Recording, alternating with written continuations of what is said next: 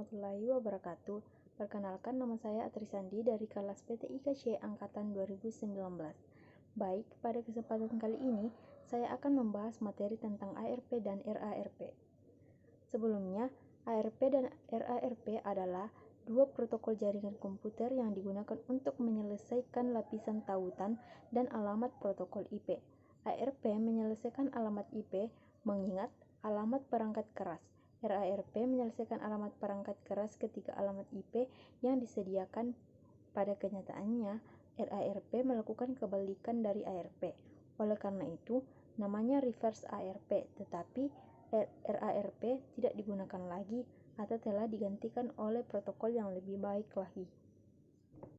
Yang pertama yaitu ARP atau Address Resolution Protocol, adalah sebuah protokol yang bertanggung jawab mencari tahu MAC address atau alamat hardware dari suatu host yang tergabung dalam sebuah jaringan LAN dengan memanfaatkan atau berdasarkan IP address yang terkonfigurasi pada host yang bersangkutan.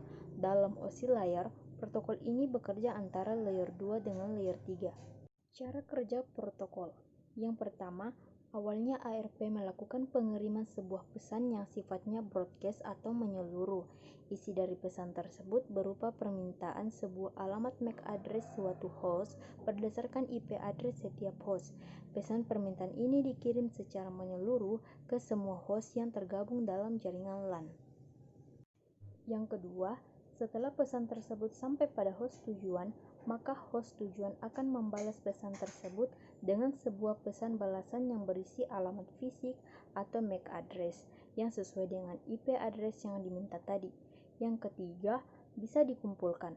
Protokol ARP ini bertugas dengan cara memfilter setiap host yang tergabung dalam jaringan dan mencari tahu apa alamat MAC address dan IP address yang dimaksud. Jadi, bisa dikatakan bahwa protokol ARP ini bertugas sebagai penerjemah alamat logis berupa IP address menjadi alamat fisik yaitu MAC address. Fungsi ARP pada jaringan komputer ialah untuk meningkatkan keamanan. Dalam mikrotik, masukan ARP bisa didapat secara dinamik. Namun, untuk meningkatkan keamanan, kita dapat memasukkan ARP statik secara manual dengan hanya membolehkan sebuah rute mereply hanya untuk memasukkan ARP statik pada tabel ARP, maka akan membatasi akses ke router dan jaringan di belakang router hanya untuk IP address atau MAC address dengan kombinasi. Yang kedua yaitu RARP atau Reverse Address Resolution Protocol, adalah protokol yang bertugas untuk menentukan IP address suatu host yang hanya tahu hardware address-nya saja. Misalnya pada declass makin, host akan mengirim paket berikut alamat MAC-nya secara broadcast. Untuk meminta alamat IP yang sesuai, RARP server akan menjawab paket tersebut sehingga alamat IP akan teridentifikasi. RARP digunakan oleh komputer yang tidak mempunyai nomor IP. Pada saat komputer dihidupkan, maka komputer melakukan broadcast ke seluruh jaringan untuk menayangkan apakah ada server yang dapat memberikan nomor IP untuk komputer tersebut.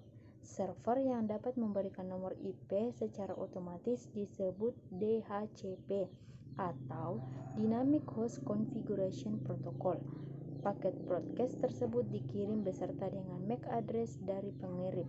Server DHCP yang mendengar request tersebut untuk menjawabnya dengan memberikan nomor IP dan waktu pinjam atau last time. Enkapsulasi atau pembungkusan. Paket RARP dibungkus secara langsung ke dalam frame data link. Formatnya sama dengan enkapsulasi pada paket ARP. Sekian materi dari saya. Wabillahi taufiq wal hidayah. Assalamualaikum warahmatullahi wabarakatuh.